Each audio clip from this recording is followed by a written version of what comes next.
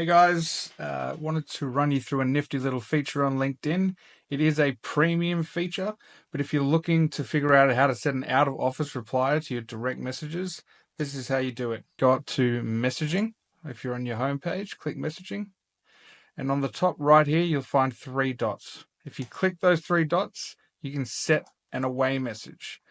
Turn it on, set the dates that you're away, and leave your message.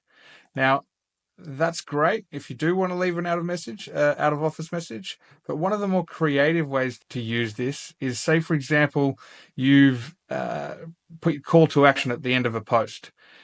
Say, example, it goes to a lead magnet or a resource that you want to share with someone.